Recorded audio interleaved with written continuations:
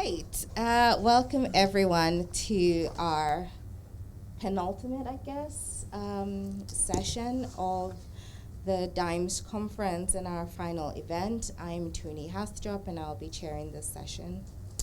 The title of this panel is called The Meaning of Europe in a Contested World.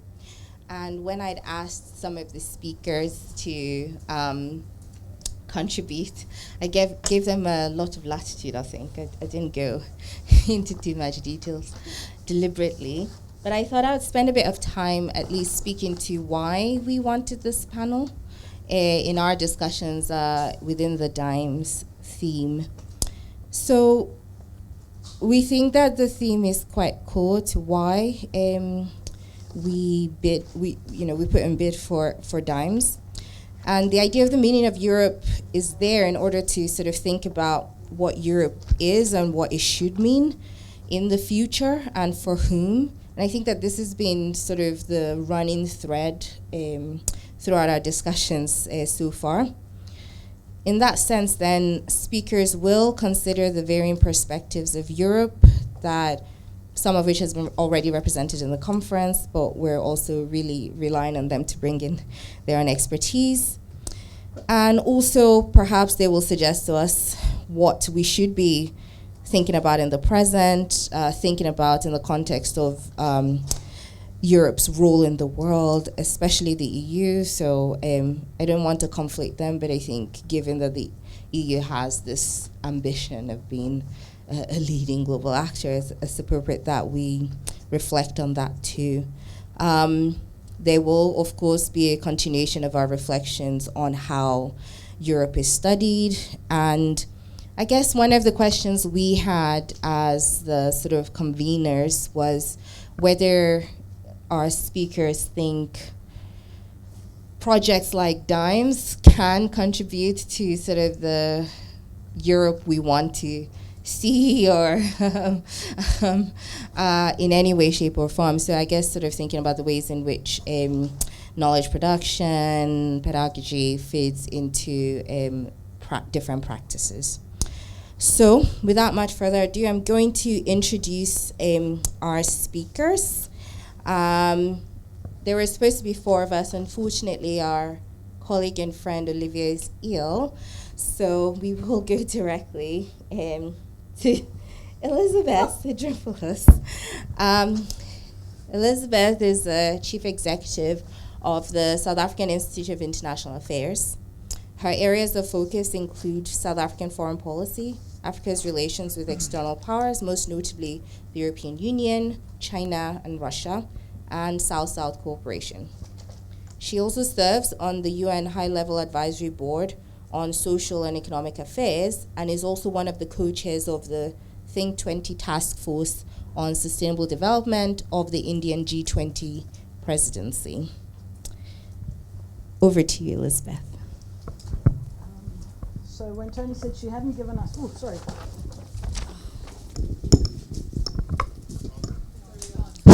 Right, yes it is.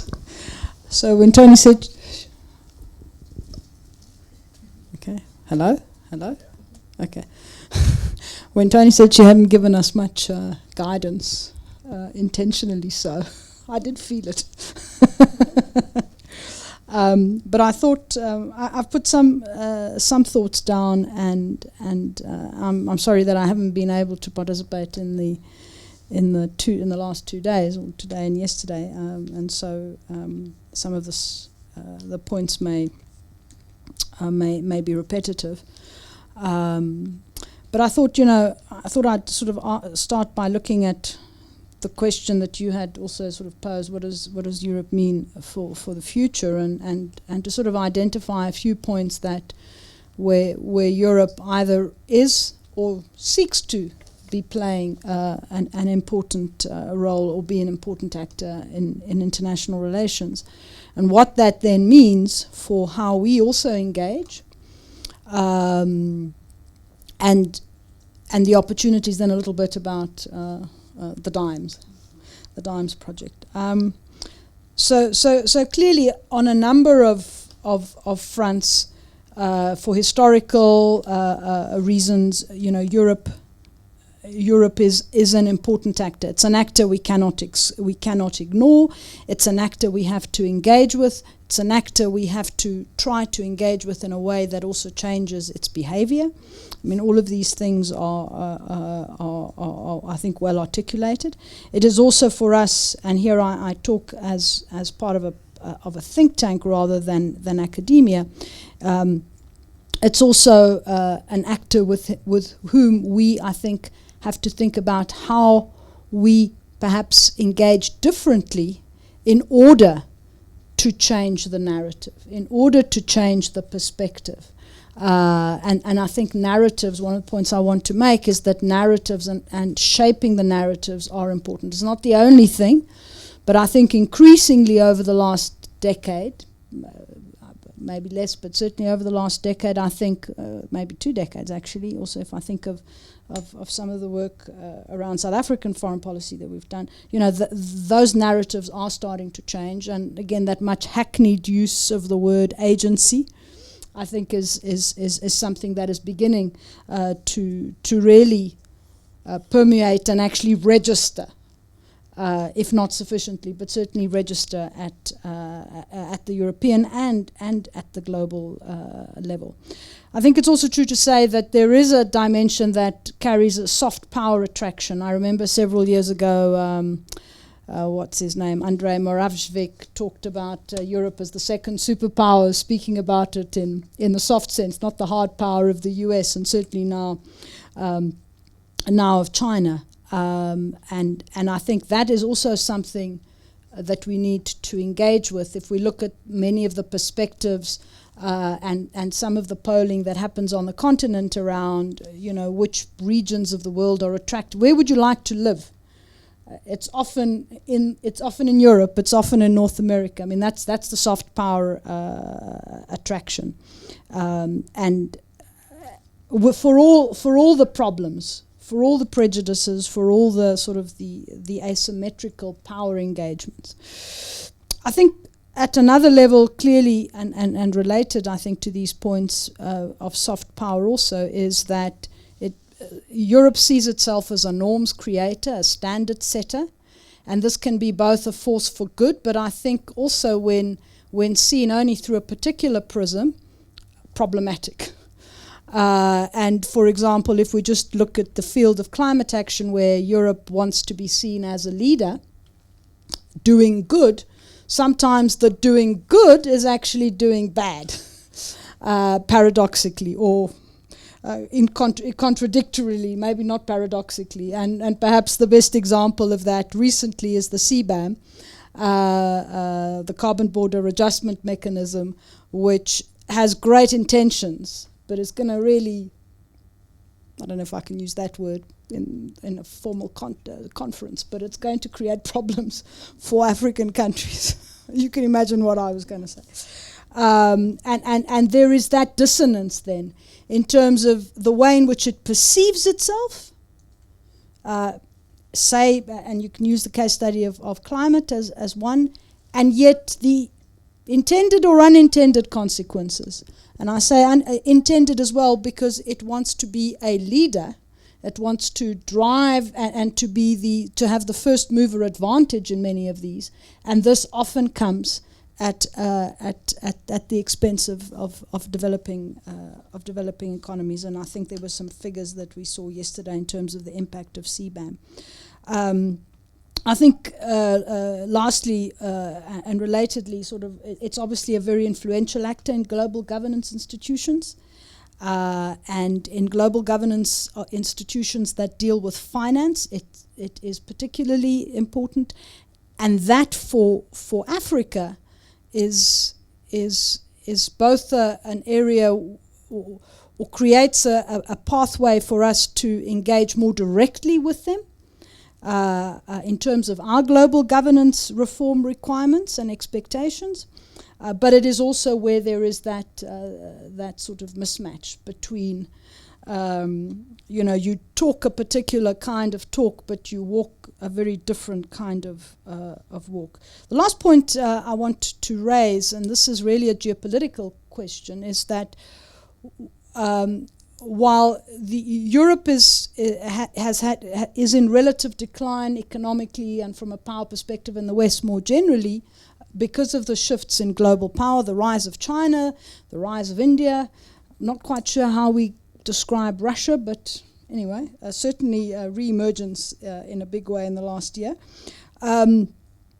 I think the point that we take away from particularly the last year is that what happens in the Eurasian landmass geopolitically and security-wise has significant impacts for us. And so how we engage with Europe in that regard, I think, is something we also have to think about. Let me then just move very quickly to just some sort of positive ways of engaging in terms of how we help to change and shape the narrative. And I think the example of Dimes is probably one. There is an example where I have been very engaged. The Institute has been very engaged for a number of years now with European organizations. German think tank, which you all know, the old DIE, now IDOS, a process which they began in 2007, which I think was quite, at the time, quite forward-looking. It was about managing global governance and recognizing that they themselves had to understand better the perspectives and the views and the problems that emerging economies, and it was focused largely on emerging economies at the time, that emerging economies were grappling with and wanted to change. And their thinking in rolling out this project was that we need to bring people together. We need to give them an opportunity to work together, to debate together, to understand each other better, to work together on joint projects and initiatives. Because not only does that create social networks that can play a significant political role later on, because they were also looking at sort of junior, mid-career, but also helps to improve our sort of two-way understanding.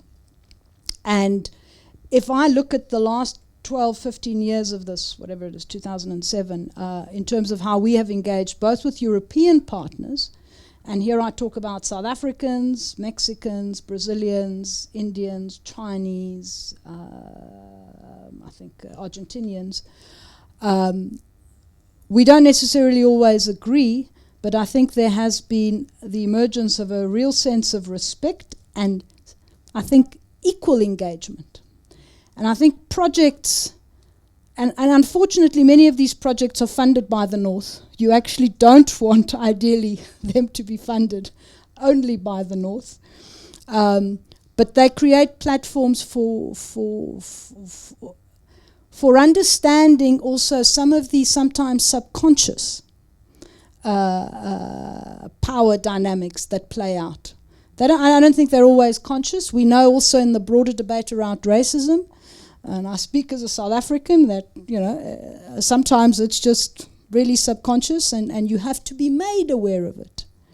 And I think these kinds of platforms are invaluable in doing that. Let me stop there because I think I'm prattling on. Thank you so much. I think one thing that a lot of us here will probably agree with you is a lot of those inconsistencies, which we couch in very nice words like asymmetry and the like. But I also like that you emphasize the fact that there are other modes of engagement that are not necessarily always at the level of the elites. So, with the example of this intercultural / research exchange, that these are perhaps the spaces where, although we talk about partnerships in sort of Africa-EU relations, which we know we don't have, but in those other spaces outside of, the big summits, we might begin to find it, and perhaps that will shift the narrative.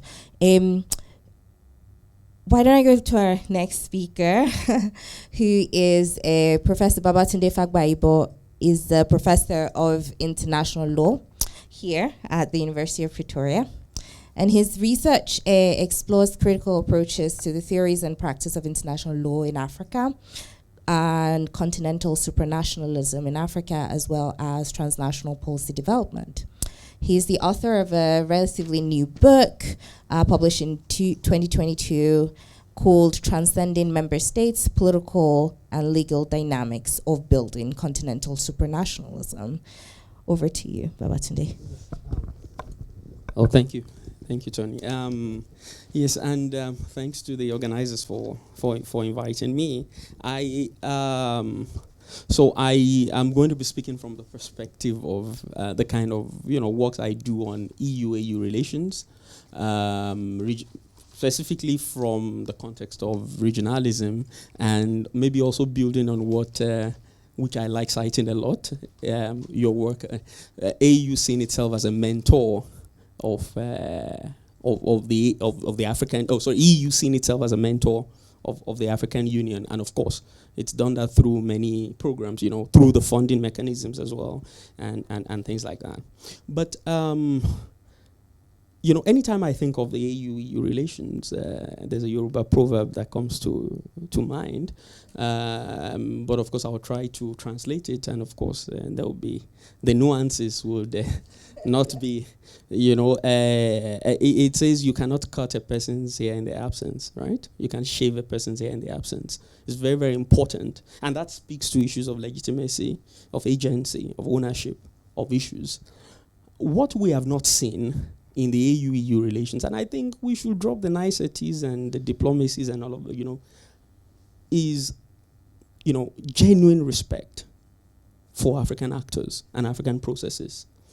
And that plays itself out in, beyond, look, I don't always look at the physicalities of that relationship, because you can get lost in, the physicalities. There will be summits where everybody laughs, people fly to Brussels to, drink nice coffee, eat good food, sleep in good hotels, speak English and do some shopping, actually, make friends, and those physicalities. And, there will be tables, African leaders on this side, European leaders on that side, nice statements are made, everybody is happy. Even our civil society, CSOs are there, with, speak good English, good French, and they come back, they tell us all of these things. Those are the physicalities. I don't care about those, because that's just performative politics. I care about the psychology of that relationship. And the psychology of that relationship is one in which, and the ICJ actually did a report in 2017, a very important report that I always recommend to people to read, about what AU actors think of EU actors. Where AU actors actually said they feel disrespected.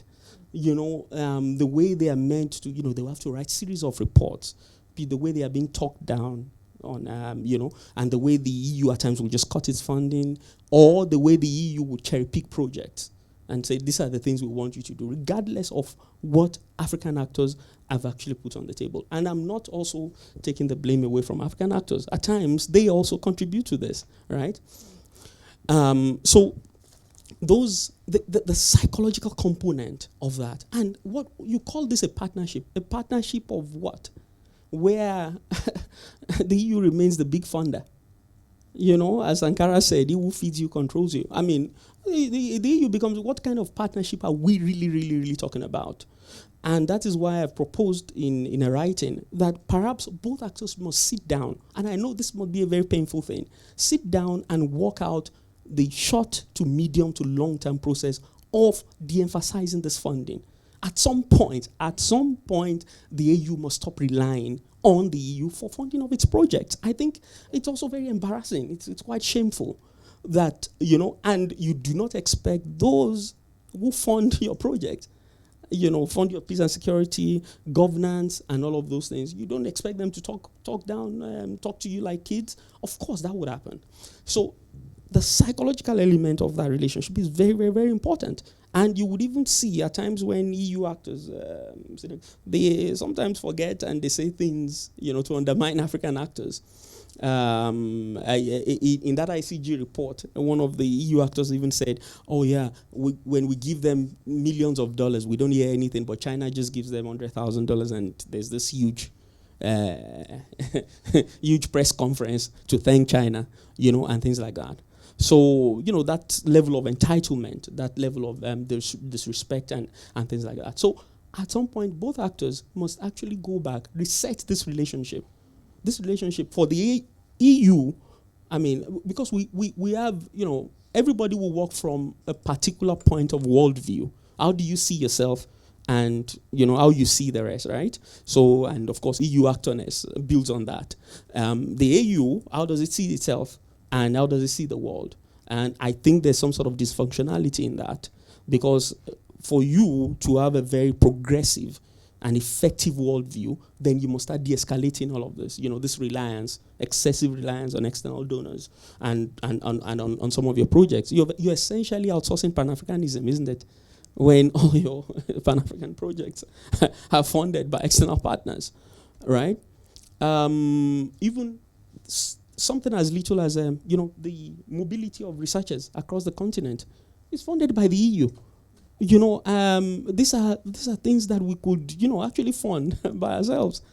So those things that is very, very important. Then, which now leads me, because I don't want to spend a lot of time talking about this, which now leads me to, you asked about the dimes, right? How do we move from here? And I think, we need to also start rethinking that ideational relationship, right? In the sense that So African, I know Elizabeth spoke about that relationship, between, joint research projects and everything. And there's also, this disrespect also finds itself in that relationship as well, in the sense that you would hardly, African scholars are not even given the space to write about what is happening on the continent. You send your articles there and, and people they write, this is not how to write. This is not, I'm telling African actors about how to write about local politics, for example. Try sending an article to some of the big impact factor journals, writing about, for example, coalition politics in South Africa. Let a black South African actor send an article. You'll be told about how you have not theorized enough. The concept is here and there and things like that. So that also feeds into that kind of so there has to be some sort of genuine partnership and understanding that local actors understand the situation better, and that our heads cannot. You can't shave our heads in our absence. And I think those are very, very important things that we need to deal with as we go forward. We are neighbors, so we need to work together, right? Nobody is saying that the EU cannot fund projects. Look, you can do all of those things, but that relationship must be built on genuine and deep respect, mutual respect, where no one actor does not see itself as the father of the relationship, and the other actors as a child. I always say that relationship at times is like when the EU complains about Africa's relationship with China. It's about a child, a couple who has gone through divorce, and they're arguing over the custody arrangement, exactly, of the child. So talking down to African actors and expecting African actors to, do certain things because they're funded. So anyway, so I rest my case for now. Thank you. Thank you so much. There's a lot to think about there. But when you were talking, it reminded me of my first encounter, one of my first interactions with anyone when I started my PhD at the University of Edinburgh, and it was at a reception at one of the oldest centers for African studies. And I was there at that time. There was one white South African who was in the center, but everybody else there was from Europe somewhere. And we're all introducing ourselves, and they asked me, so what are you studying? I said, well, I'm in politics actually, doing EU external relations, so sort of situated within EU studies. And they say to me, "What? But you're African. What are you doing EU studies?"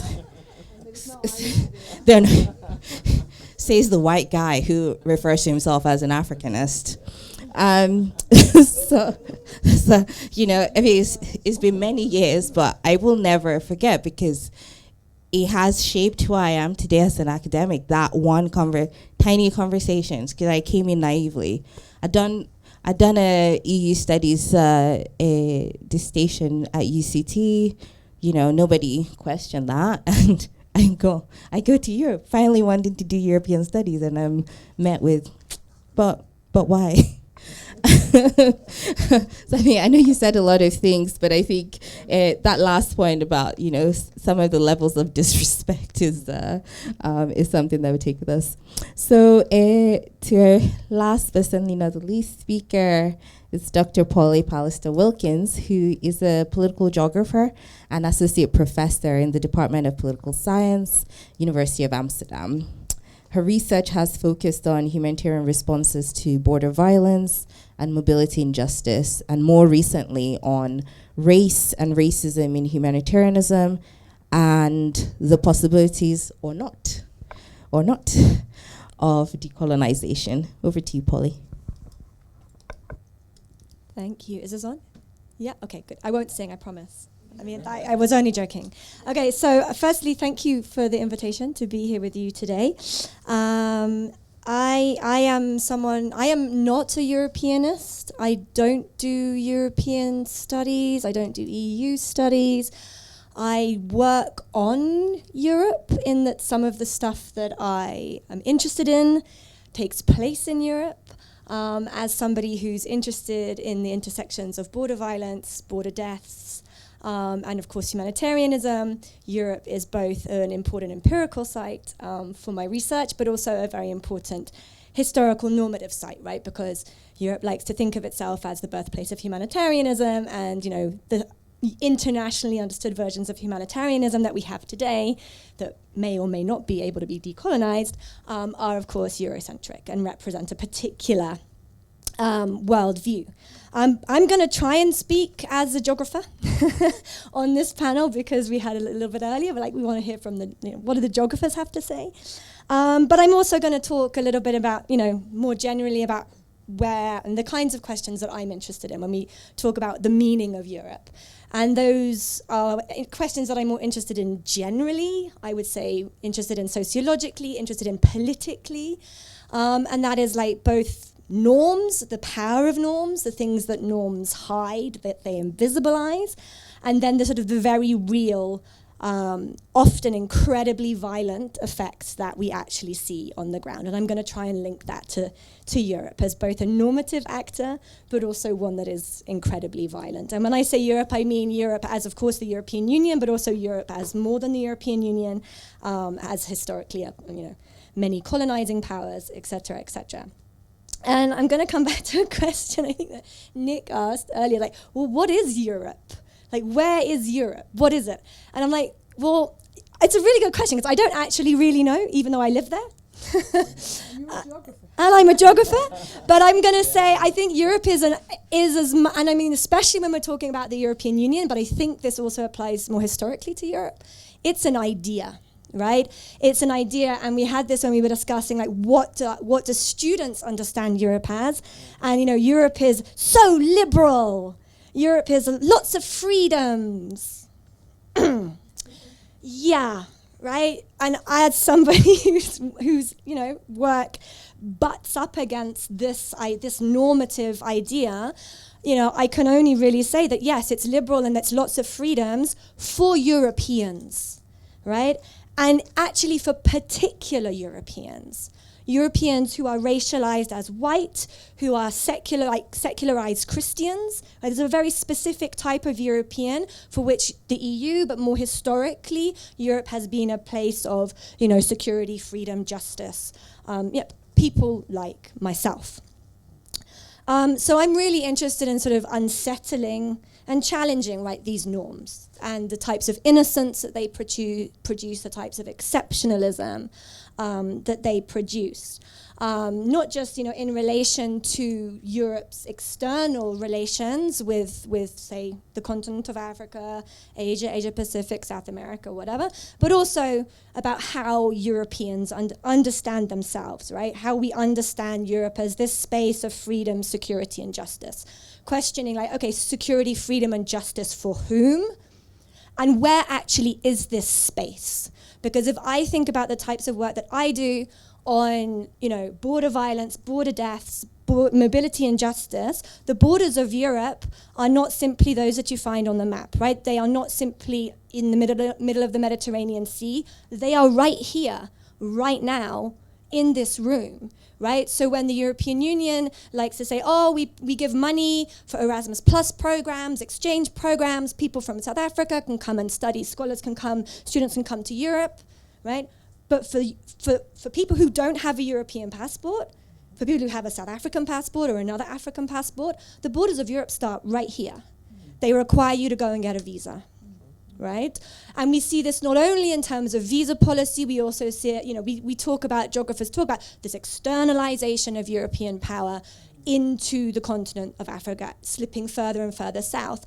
And these are not just normative ideas, these are very practical, real effects, right? So when we talk about Europe and when we want to teach about Europe, I think we really have to focus on what are the actual existing policies on the ground and how do they play themselves out? How do they play themselves out, various European powers or European Union, for example, funding security processes, police reform in Niger, Mali, Senegal, right, for supposedly the purpose of capacity building, right, and peace and justice. But what we're really talking about is getting African states to do the policing of European borders and mobility for us. It's getting Africans to stop Africans coming to Europe, right? So, I mean, we can talk about coloniality maybe a little bit later, right? So this then leads me to kind of then think about, when we think about, where is Europe? What is the Europe that we're talking about? Right, we are talking about a Europe that is multi-sited, it is multi-scalar, it is on every continent, right? And not just through the purposes of the European Union, right? So, I mean, we see, Europe exists as a sovereign state, right? In every single ocean, in South America, in the Caribbean, in the Pacific, right? The French Republic is present in all of those places, and we don't talk about that. We just don't. We talk about, liberal Europe, right? We don't talk about the gross violent oppression that the French Republic, for example, places on people in New Caledonia asking for independence. We don't have that discussion at all. I've never seen anyone teach that in Europe, right? Let's actually talk about ongoing, real colonial violence that is still taking place today. Because we as Europeans, I'm European, I'm from the UK and I'm from New Zealand, so I sort of speak as someone with a interesting colonial history. Obviously, I'm not Maori, so I am very white. We talk and we perpetuate these forms of innocence, right? We do not talk about Europe in this way, either in its relationships with its neighbors, in its relationships in its external action, even in its relationships with ourselves, right? And we perpetuate a type of, we like to talk a lot in Europe about, American exceptionalism, Americans are so exceptional, and we don't ask that question of ourselves, right? The types of European exceptionalism that we reproduce, and the types of violence that we hide, and the types of violence that we do, and the harms that this perpetuates when we talk about Europe as this place of freedom, justice, and security, while at the very same time, there are thousands and thousands of people drowning in the Mediterranean. There are people dying in camps, right, on the Aegean Islands in Greece, who have been there for 5-6 years with the hope of getting asylum, but will probably never be able to do so, right? And we just simply do not talk about how,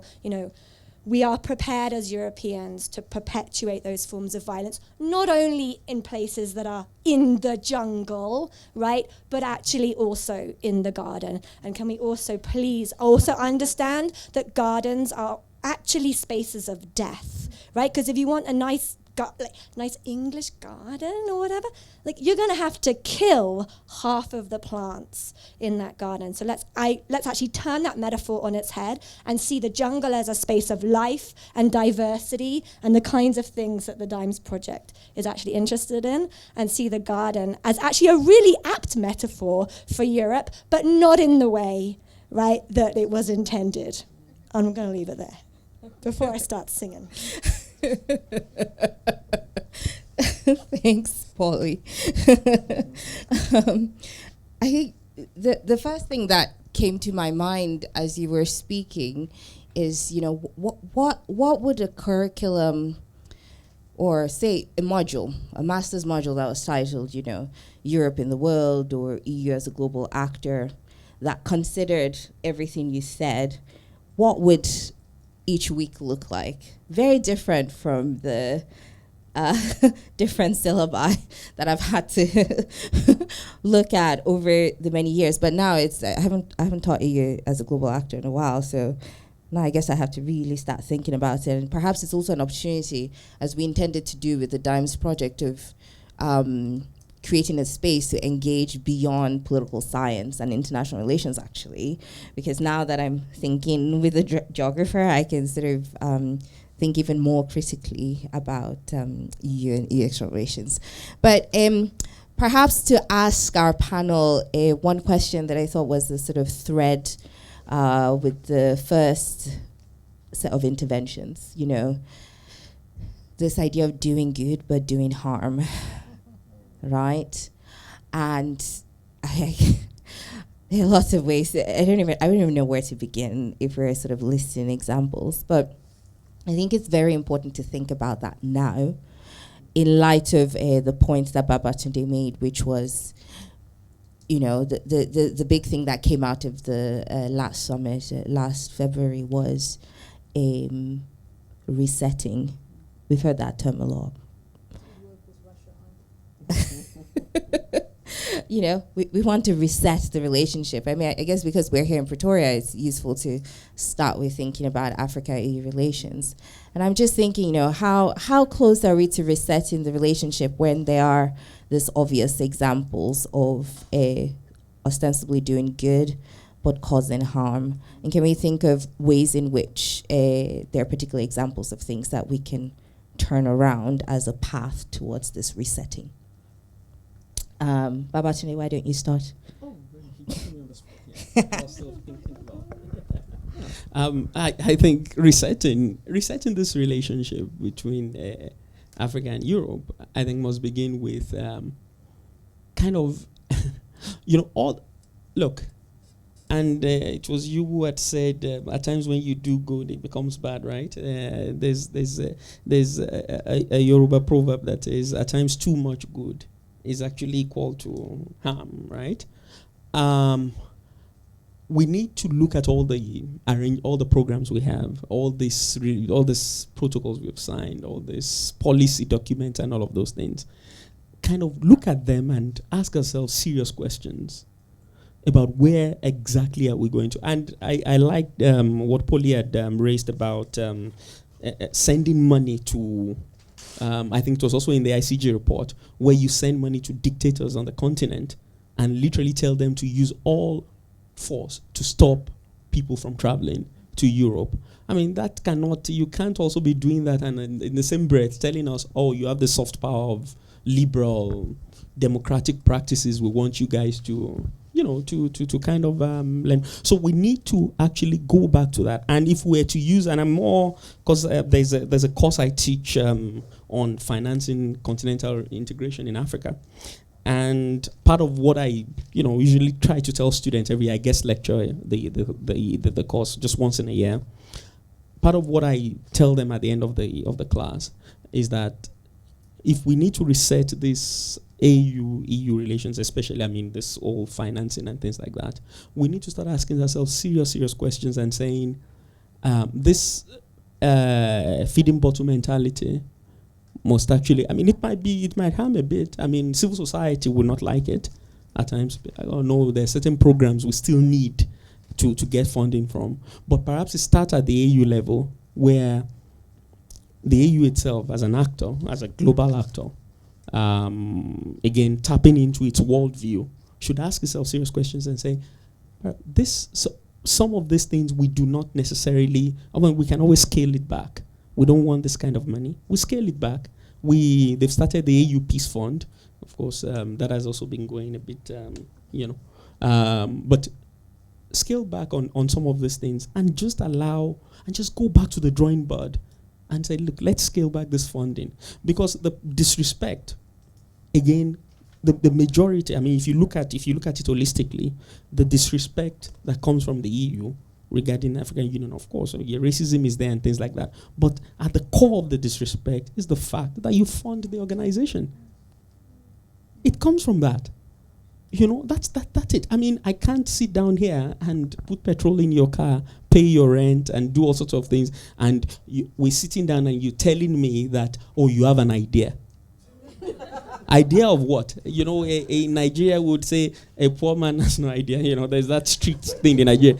Like a rich man is talking, a poor man is saying, I have an idea. What kind of idea do you have?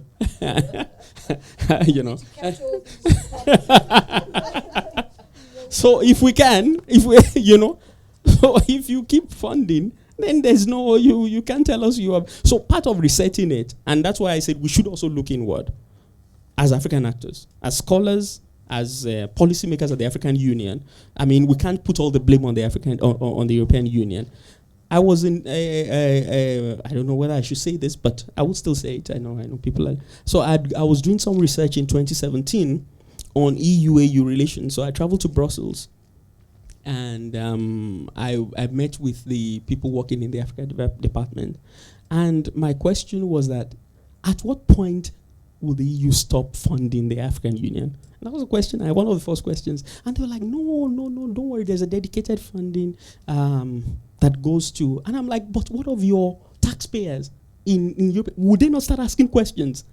Like, no, there's this secured line. It's fine. I'm like, no, you can't say that line is secured. Your taxpayers have every right to ask questions about this money you're sending to the continent.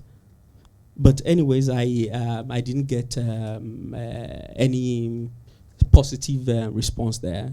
All I got from there was that this funding will continue, perhaps until African actors say no to it. So the resetting for me must start from that level of financing.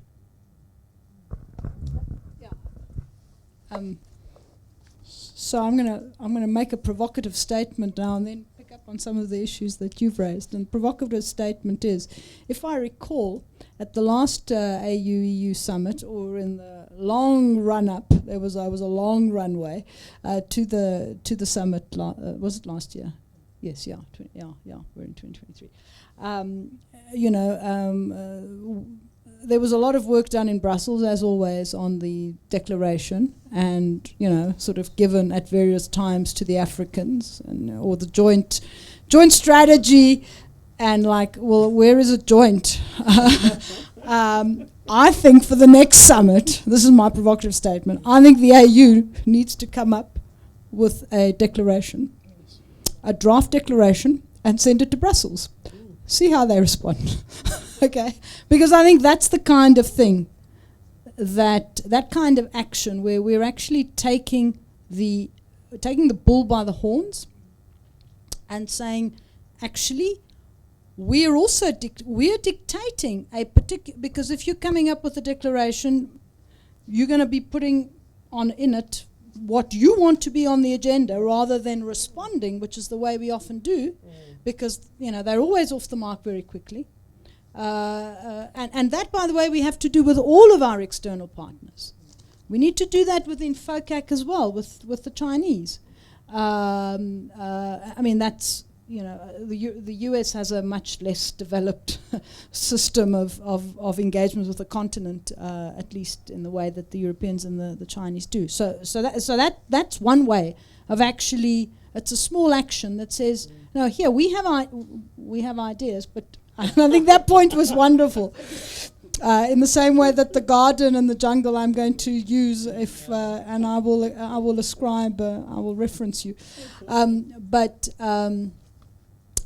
think the issue of the issue of finance is critical, because we use the example of parents and and the EU being the parent or the mentor or whatever. The fact is, when do you become independent as a child? Okay, when you're actually able to, I remember my parents telling me, if you're living in my house, you stick to my rules. And I think that's critical. But it raises another question for us as Africans. And I alluded to some of the bigger debates around finance and climate finance in particular. And there is the expectation, and I would argue correctly from a historical, a restorative justice perspective, that Africa is responsible for 3% of emissions currently. Nothing in the distant past. And so there is a dimension that is about responsibility to actually help finance adaptation and mitigation. But certainly adaptation, and then there is the other discussion about loss and damage. But that though does raise, that creates that tension, which I think you've basically noted, which is, on the one hand, you want to be able to show that you are financially independent. But there are some responsibilities that Europe and indeed the global north should not be allowed to shirk. And so how do we balance that? And the last thing I wanted to say is, and this was I just need to get this off my chest. So I remember 2 years ago or 2.5 years ago now, when South Africa and India put a proposal to TRIPS, to the WTO for a temporary waiver on TRIPS. Okay, can I get it off my chest? and it was the Trump administration. The Americans were, sort of lukewarm about it, but the Europeans were dead set against it. And in fact, in some of the conversations, from what I understand, they were saying, no, the problem is not that there is intellectual property rights. That's not the problem. You've got it all wrong. The problem is this. The problem is, your logistical capacity and whatever, and we can, that's what we need to sort out. And that, I think, that kind of response is what actually belittles, undermines, and says, you just don't know, you don't know, what you think is the problem is not really the problem, and we know best. And that kind of, and we need to, the way to change narratives is to just keep, and perspectives, is to just keep bloody well knocking at that, beating down that wall and not letting people get away. Because I think that's a great example of, irrespective of where, and that's about very narrow national self-interest or corporate self-interest that was manifest there. And then one last point, which is really just elaborating what you've also said, is, African governments find money for things that they want to fund. So if we want an AU, if we want a peace fund, if we want to be able to run our socioeconomic projects and whatever, and we want to build, if we want to be independent in the building of hospitals and the building of medical capacity, and how do we understand our priorities? And there is an element here of our elites also needing to be pushed, I think. And lastly, I think, and speaking here as a South African, I really think that we also need to reflect on our South African exceptionalism and how we engage with the rest of the continent, because I think there are sometimes layers of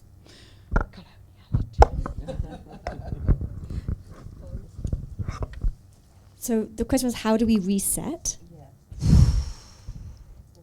Should we, who's the we here? Not to be, but maybe I could just talk about it from then, the work that I do, right, on the possibility of decolonizing humanitarianism. And I think if we were to really take that project really, really seriously, and it also goes back to where would you start teaching a European syllabus, right? I would start teaching a European syllabus in 1441 and then 1492, and these encounters across space and the creation of the human subject, which is a white bourgeois male human subject, as the sort of universalized exception of what we consider to be the human.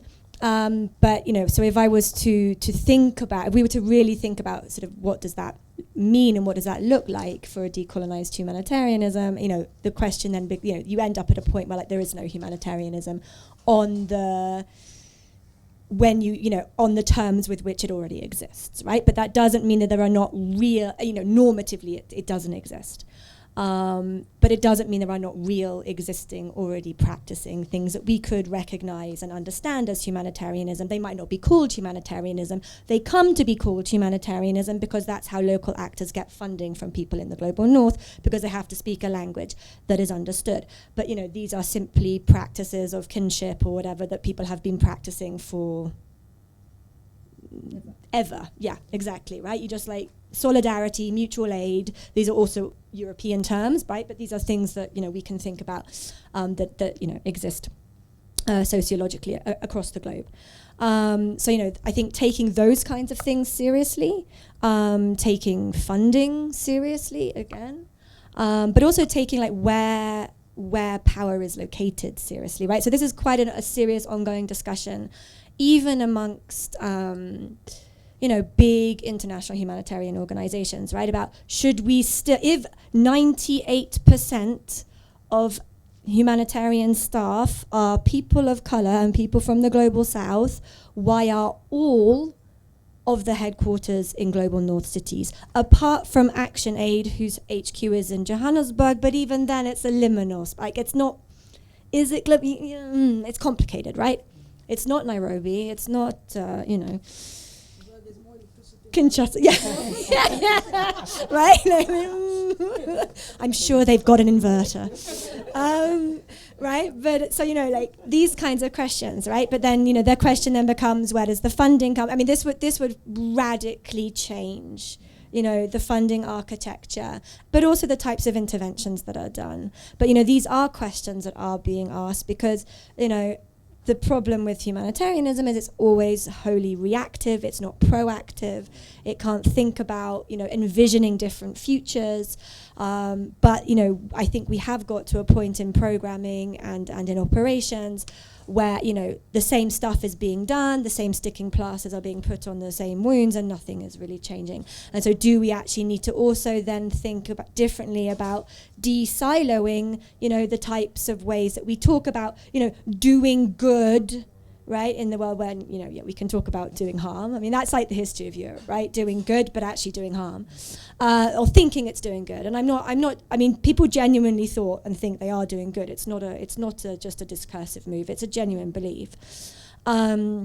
You know, you know, how do we de-silo, say, international development, peace and security, and humanitarianism? You know, international law, like, you know, human rights, criminal justice. You know, can we actually think about these things in more comprehensive terms? Because the way that they get siloed, partly through funding, is that actually, you know, this actually keeps the types of problems going because we don't actually have this reset.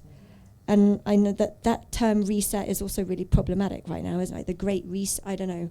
It's also a little bit fascist. I don't know. There's all these terms which are scary, right? But, you know, that could be how we could consider resetting. I don't know if I answered that question very well. I mean, I think the point about silos, of course, is I mean, I think it's very important, but it's difficult. It's difficult because just humans like to it's just easier to fathom complexity by compartmentalizing. And I think the biggest challenge, just regardless of this panel discussion, but just the biggest challenge we face, I think, as a global community, is the acceleration of complexity and how we deal and how we look at problems and how we address problems by linking them all up. And I don't know how we get that right, but that I think that's bedeviled humanity since the start of time. Or I think. I would say, though, that there are particular kind of, and then again, this comes to the notions of decolonizing and decolonizing knowledge production, that there are particular kind of European traditions of knowledge production that do like to compartmentalize, say, more, like rational science, homo economicus, homo politicus, right? You find traditions which are different elsewhere, right? So I think, yes, cognitively, human beings like to compartmentalize, and this is, for example, border scholars or argue that you can never have a world actually without borders, even if we don't have state borders or have some kind of differentiation, because we just have to cognitively make sense of the world in that way. But I do think our current hegemonic ways of thinking, do come from European traditions. This is real existing European coloniality and knowledge production, in ontology, in epistemology, and we can try at least to sort of think beyond, those kinds of things. So think in sort of pluriversal, cosmological, interplanetary ways. Right. So think about the jungle as not a space of scary death, but actually a space that gives life. Right, that gives us the oxygen that we breathe, and that therefore to understand our human, non-human, ecological relations as being absolutely central to actually what it is that makes us human, and not to see these things as separate.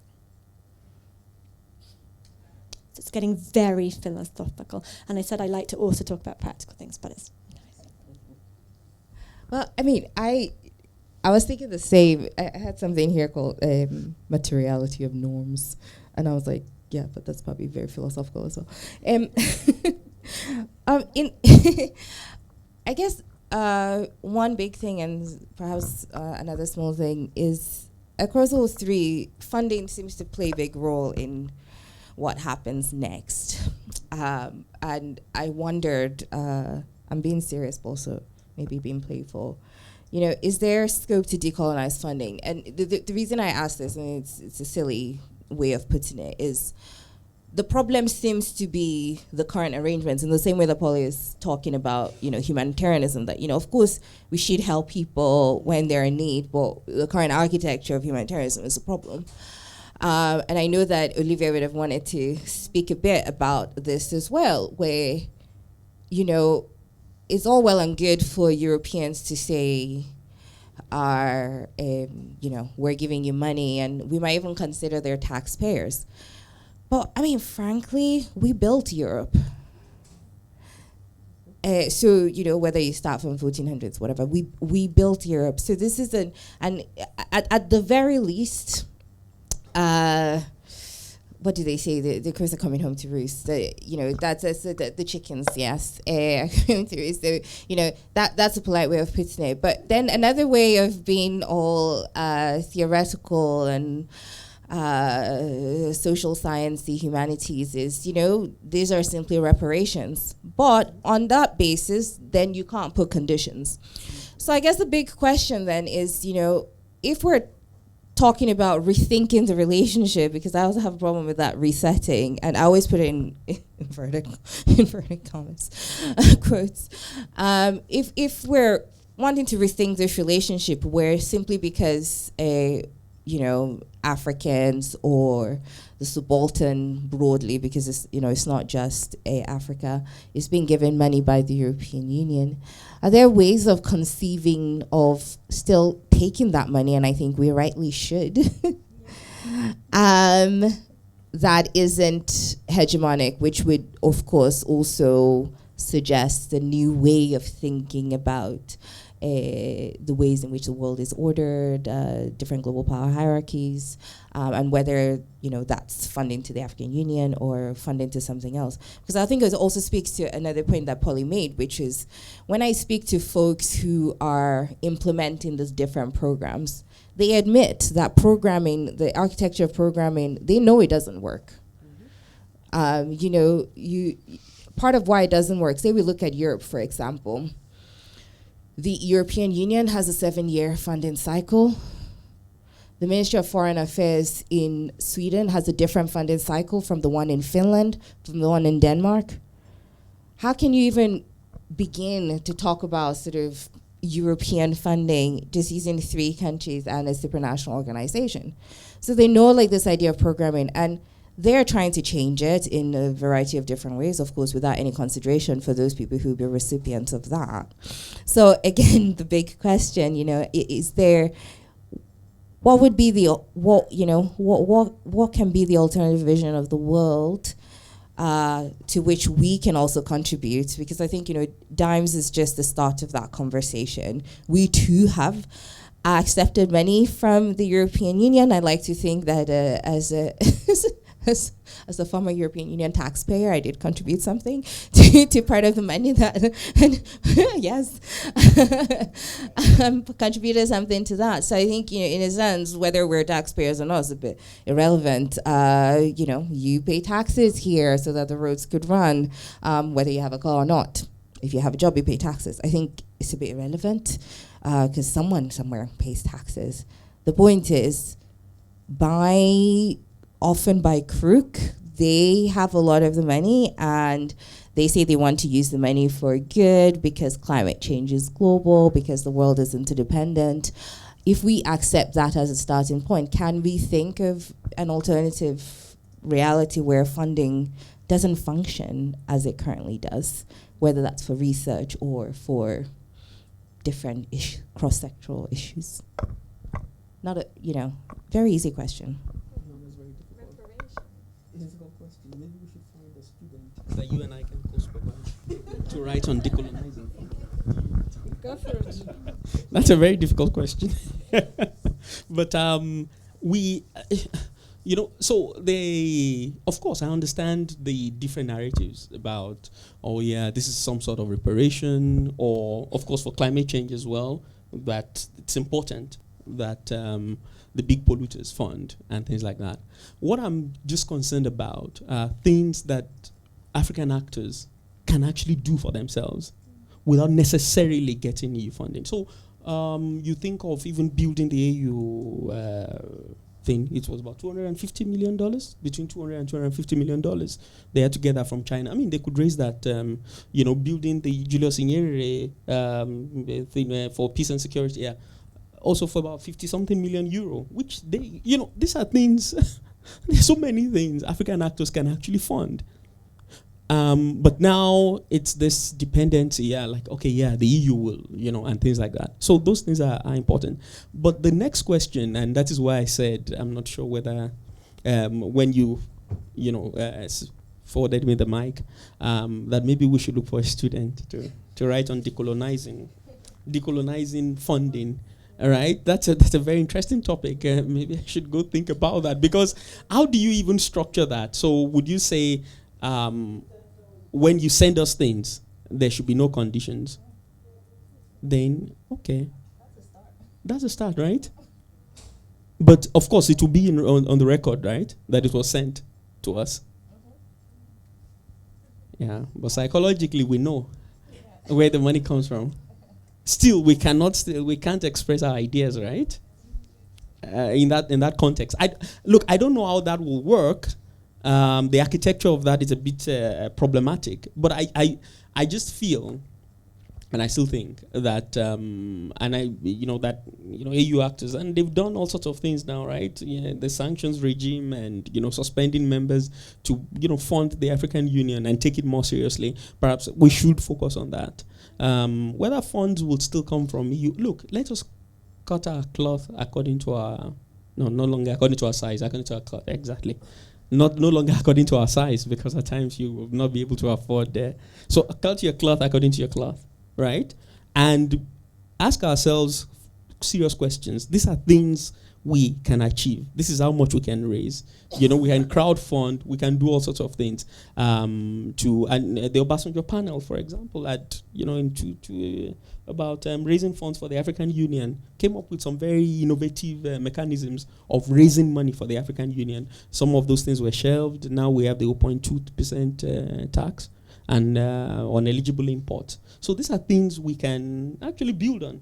Right? I remember at the seminar I had said, maybe there should be a certain percentage of our tax as African, working in Africa, that goes into that goes to the African Union, and people were not my South African colleagues were not very happy about that. Like, how are we so sure that the money will go to the African Union? But anyways, that's a different case. But there are so many things we can do in raising those funds. But in terms of just saying that money should be sent to us as no strings attached, I think there's no free supper, right? Someone always pays for it somewhere. So that might be a bit dangerous. Can I follow? Yeah, because I think that's interesting. But people already did pay for it, right? Because the point is, reparations it's about historical harm, right? And I think it's not simply, the work also has to happen within the European context of understanding where the money came from to build Europe, to give us the quality of life that we have, that then we can then, send back this money, which was yours to begin with the aid conditions attached, right? So I think it's not a single process, right? It has to be, it has to also be a process which goes on within Europe where we really do understand the way in which, we built our cities, we built our industrial revolution, we built our social welfare system, our universities, right? Our complete quality of life on the back of wealth that was, made, stolen, whatever, in conjunction with people here, right? And so I think that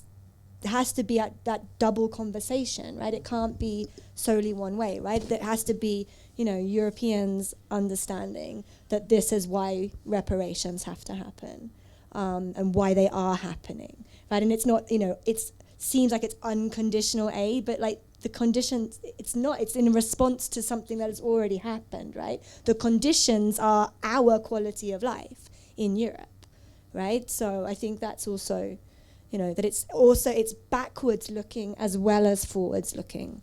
And I think to be able to have that, perspective of being able to think about the future, but while also understanding the past, yeah.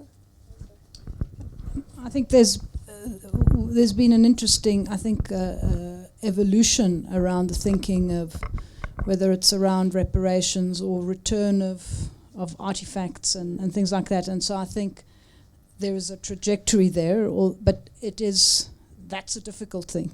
I mean, that's really difficult, and it's difficult, particularly in a more competitive geopolitical environment where alliances are going to be sought after and so on, and also in an environment where potentially, financially, at least at a public level, there are going to be some constraints. Not at the MDB level, because I think there's a lot of discussion already happening at the MDB level about how you actually take greater advantage of the capitalization of the MDBs to be able to release more money through the MDBs, and to look at how you change the way in which MDBs operate. But there is also something that I think is about the present that is wrong, and perhaps we might be able to move that forward a little faster. And that's just to think of the illicit financial flows. And some of it is the really nefarious sort of criminal syndicates and stuff, and others, well, I suppose they're all criminal because they're illicit. But and some of it is things like trade mispricing.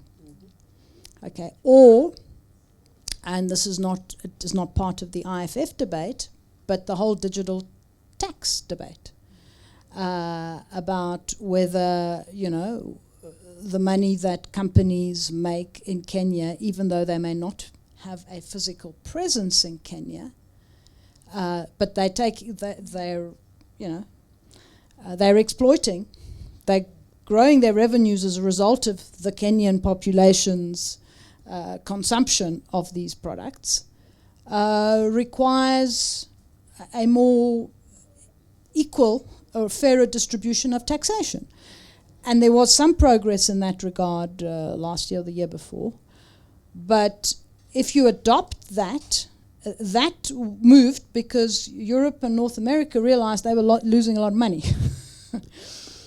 But the deal that came out, there was an interesting case study looking at Kenya, because Kenya had introduced its own digital tax. If Kenya adopted the global rule now, so currently it was taxing 89 companies. On the new rule, if it signed on to it, it would only be taxing 11. Okay? Or something like that anyway. I mean, 89 and 11 or 10 or whatever.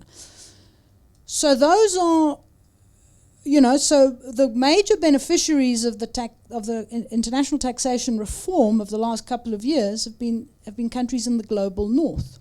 And at the same time, there are mass outflows, and the UNCTAD report of a couple of years ago is at $89 billion a year, which, if they were, and here I think some of our elites are complicit, some of our African elites are complicit. I mean, 89 billion is a hell of a lot of money. It could build how many AU headquarters or hospitals or whatever. And I think that's also something, but that is something that we should be pushing as Africans, both as civil society, as academics, but also at governmental level. I've just come from a conversation about some of these things at the G20, because a lot of those discussions happen there, and then they're taken into other forums. So the taxation thing, and then you take it to the OECD, the BEPS forum, and so on. And we need to put pressure on the G7 countries, okay? And, relatedly, on the debt issue, we need to put pressure. There's a lot of talk about China, and China needs to answer for it, But at the same time, about 1/3 of the debt, apart from the Paris Club members of the countries indebted, are from private sector creditors. So the Paris Club washes their hands and says, they're private sector. But they're all in the G7 countries or in the European Union. You guys have the leverage to be able to put pressure on them to work something out. We're not saying, write them off or whatever, but you need to put pressure on them to come to the party. Because the situation in which many African countries find themselves in today is not because necessarily, some yes, but not necessarily because they have been profligate, but because they've had to deal with two back-to-back crises over the last 3 years. And so I think these are also some of the issues that need to be put on the table. I mean, I think what is very clear is that all the attempts of reforming, because I think last time we were talking about reform or burn it down, but because it seems all the attempts at reforming seem to always benefit those who already hold power. And with that, I'm going to open up to the audience in case anyone has any questions. We have about 7 minutes. We have about 22 minutes. Yeah. So questions from online or in here would be great.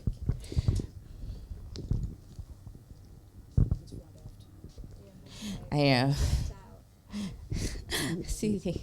Thank you. Sorry. This isn't really a question, it's more a comment. Maybe Elizabeth or somebody else will be able to speak to it. And that is that sometimes I think we'd fall into a trap of suggesting that the AU acts as one voice, when in fact there are a lot of people in the AU that don't agree with each other. And in different, global platforms, often they're at loggerheads, and it's embarrassing for the AU at the end of the day because it looks like we don't know what we're doing on the African continent. One specific example, Elizabeth, would be the UN Security Council and the AU Peace and Security Architecture and the resolutions around who should pay for these things at the end of the day, and I just think that, it's a difficult thing because how do we expect all the countries within the AU, there are so many, to all agree on the same thing and the same way forward on every aspect there is under the sun? There's too many. And it would be stupid to assume we can all agree at the same time because we have different interests and different colonizing powers that still have force over us in different ways. Yeah. So how do you address that? Because it might be that you have to look after your own state's interests ahead, unfortunately, of the continents in this specific year because, it's an election year or whatever it is. And, you have to take into account those factors. So I'm just saying that, the EU, we assume, always speaks with one voice because they have a very well-established system and the rules and regulations they have to follow. And the AU doesn't speak with one voice, and that's got us into trouble sometimes, but maybe it's also kind of a good thing because it means that there's always debate happening, which challenges things. Yeah. But anyway, it's more of a prattle, really.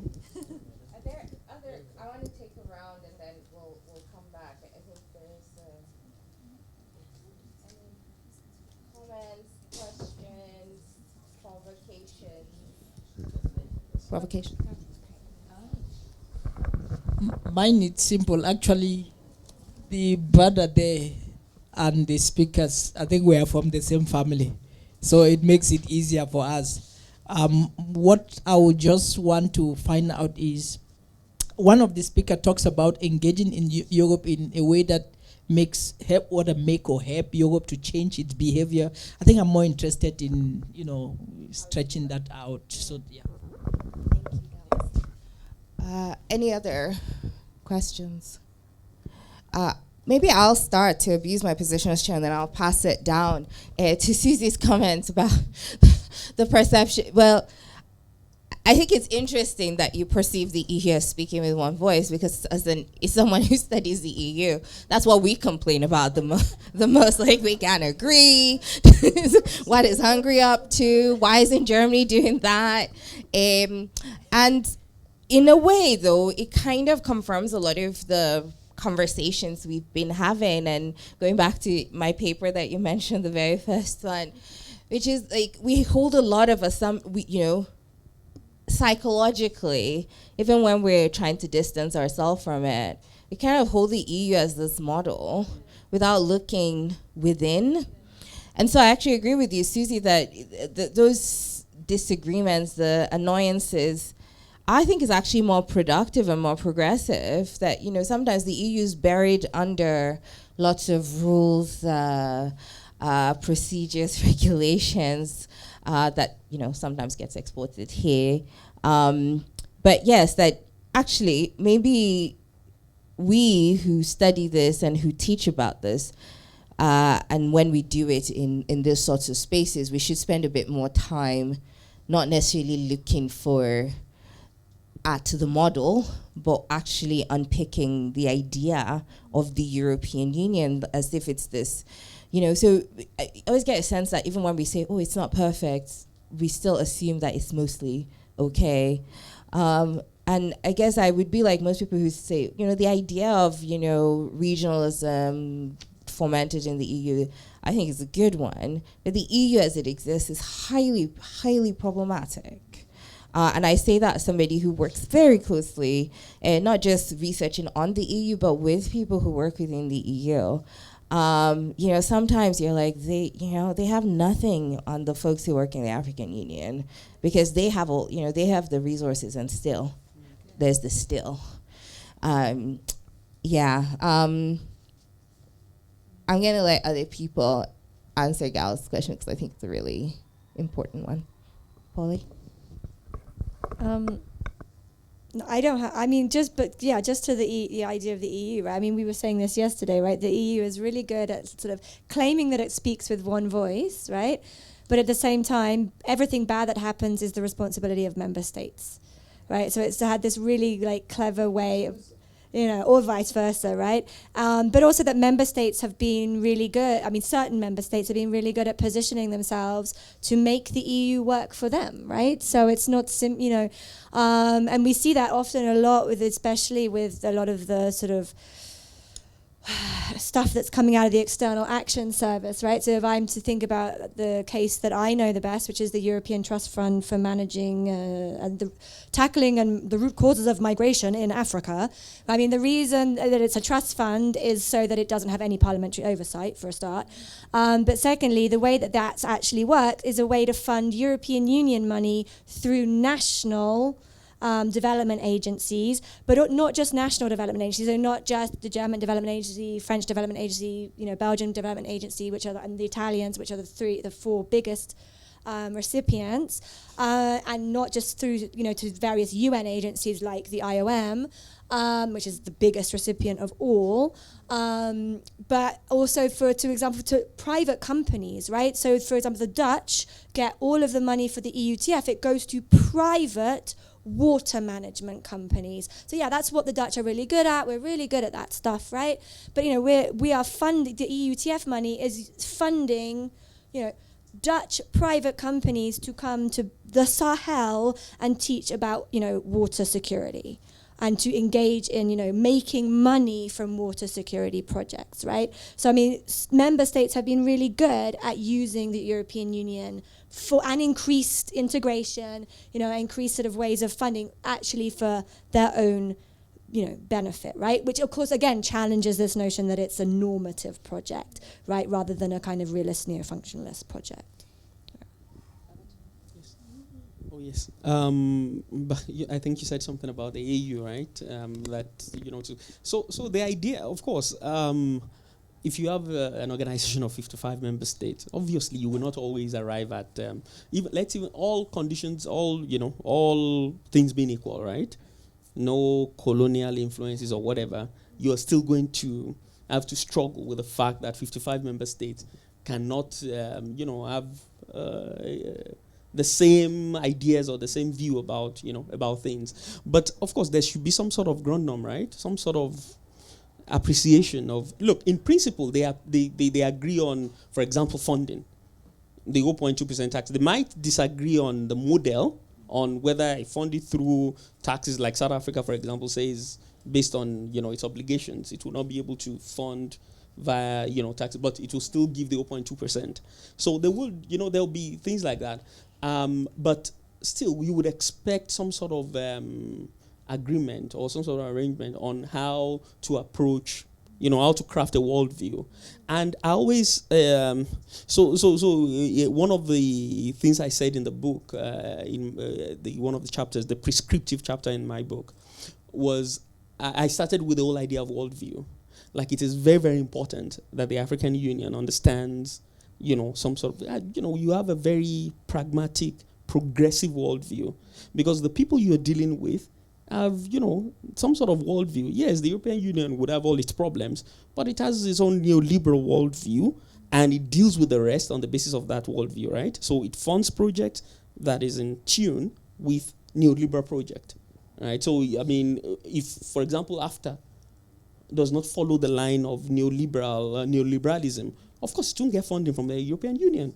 So if it tallies with that, then it funds. So the question is, what are African actors doing in terms of crafting a progressive and an effective worldview, so that you don't go to the world stage and make a fool of yourself? When you're negotiating, you don't get to the world stage and start, speaking in all sorts of tunes and not tallying with exactly what you want. And you, of course, you don't get to the point where, oh yeah, there's the building in Addis. Oh yeah, we can't have meetings here because probably it's been tapped, wired by China or whatever. Of course, and you will understand. You'll be able to see the world in a more proactive and a more progressive way.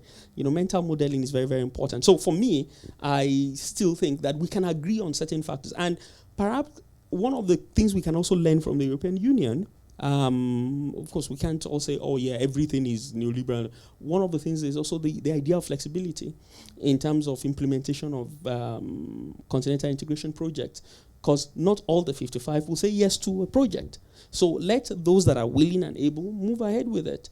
And that is why, for example, Namibia and the rest are moving with the single African airspace transport market, SATIM. About kind of making air travel more accessible in Africa, dropping the taxes and all of those things. Namibia and the rest are saying, okay, we can't wait for the 55 member states. We can move ahead with this. And you can kind of experiment with things like that. But at least have some sort of core values, right? Core ideas that these are the things that will guide the way we move ahead. Even with negotiating as a single body, in principle, they've agreed to it. In principle, of course, some member states have their own issues with that, but they understand the importance of negotiating as a single unit. That is clearly understood. Now, the modus moving ahead with it can, of course, and understandably so, because member states with different ideas and different views about moving forward. I'm trying to emphasize is that there needs to be positive mental modeling, right? Positive mental model, understanding the world, and yeah. Just to say, maybe, I mean, and I think you've not only responded to that question, but also to how I think how you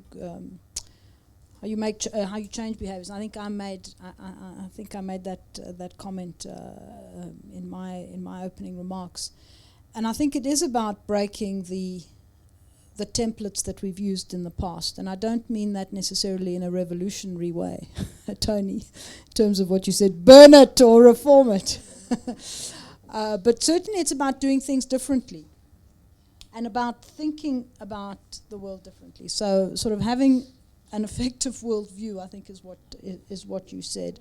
A series of core values where you're not going to get agreement everywhere. But and certainly, I mean, even with the EU being a supranational body where, it has some of its own powers, they don't manage to get it right. And, the AU is an intergovernmental organization. But it is about being much more proactive in the way in which we engage on the global stage, whether it is with partners or in global governance institutions. And I would say that has begun. I think that has begun. We're not. We've made. I think as Africans, we've made some important contributions to the global debates. Speaking more generally now, if you just think of how we also were, very involved. I mean, the Kenyan permanent rep, very involved in the SDG processes and so on, just to name one. But it is also like the example of saying, well, no, we're not going to wait for the EU to come to us. We're actually going to take the fight, so to speak, to them, rather than them bringing it to us. Because you know what, it's about you have to get people to respect you. And sometimes, unfortunately, getting people to respect you requires you to be a little bit hardachat, a little bit hard-nosed. Sometimes, you can go and you can be polite and whatever, and and you say, you think that people can understand, and sometimes you just got to go in there and you got to be the elephant in the China shop, yes. And then all of a sudden people listen to you. I mean, that is not my default mode as an individual, I have to say. But actually, sometimes you have to do that.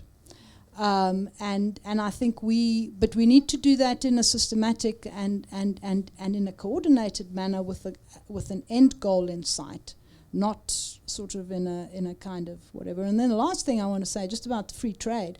One of the things we're going to have to, I think, as Africans, really think about how we're going to engage with the Europeans is on the EPAs. And I really hope we roll out that the African Continental Free Trade Area builds up momentum, and that people come, countries come to the table with their various offers and so on, and we move through the various chapters of the agreement. But that is going to be the test of our agency in terms of how we want to construct our integration space, as opposed to how others construct it. Thanks to that, actually, I was just thinking on my bonfire, I think the thing that is lining it is the EPAs, to be fair. But I do want to go back to your question. I thought it was a very important one. In a sense, it's the one that has been motivating us, and unsurprisingly, I guess I would say, as an educator, we think that education is really important. And in a sense, having this sort of space to, where I was talking to Bashak yesterday, talking about diversifying European studies in Pretoria with colleagues from Turkey at this specific moment in time is actually quite powerful. So it's not just like, oh yeah, we just brought a bunch of people into the room. It's even for us who think that we know who's doing what, we know who's where. I think it's really powerful in that sense. I thought I would also perhaps end on an anecdote with respect to the AU-EU. At the time of the last summit, so the EU has this habit, before every summit, they're supposed to come up with a joint agenda. Nobody from the African Union side ever knows what the Europeans are going to come with. The reason I know this is because I often get sometimes messages from some of our foreign offices being like, so you academics, do you know what's going to be on the agenda? This last time, I don't know if it was because there was a delay in the summit, the African Union actually came up with a strategy for what they wanted to talk about at the meeting. Now, you're right, Elizabeth, that at the end, when the joint communication came, it was still the thing that you would expect. So, of course, we wrote the same articles we always write after every summit. This was very disappointing. But what I observed from the European side is that the Europeans were a bit discombobulated, that there was a strategy, regardless of whether it was going to be impressive. It was just like, oh, they want to talk about something, and oh my God. And I think sometimes that sort of disruption can be productive in the same way we do it in the classroom. So I think, even in the sort of policy material world, there are those sorts of moves. And if we can do it in a consistent, systematic way that, we don't break ranks when we don't have to, then actually we can begin to effect some sort of material change. But I would say from our perspective as people who are teaching, this is how we change the world. I don't think it's silly to say that, we are molding minds, and that, that has to be our first, our sort of first space of trying to make this. And I think all of us within Dimes will say that, yes, our funding is ending, as we were reminded yesterday, that the EU gave us funding, but our aspirations for those conversations that we've started with colleagues here, all of you, is not going to end just because the EU is no longer funding us. Plus, those of us in the UK, anyway, we know what it's like to not be funded by the EU anymore.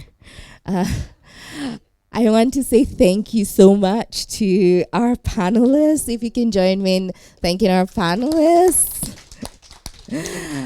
But I would also like to thank our audience for being so consistent, for asking such awesome questions, and to those folks online as well. And I think I would be remiss in not saying a massive thank you to our audiovisual folks at the back there who've just been excellent the last 2 days. So thank you very much. Can you please give a round of applause to our folks at the back? And now, Emily. Hi, what are we doing? Okay, so there's some coffee and tea and some snacks. And then the idea is that we were going to come back and have a chat about what we could do in the future that might build on some of the stuff we've been talking about today. I think the idea is that we won't live stream the last session of the day because it's not something that really people online can join in with. So that's the idea, but please come and help yourselves to tea and coffee and water before that.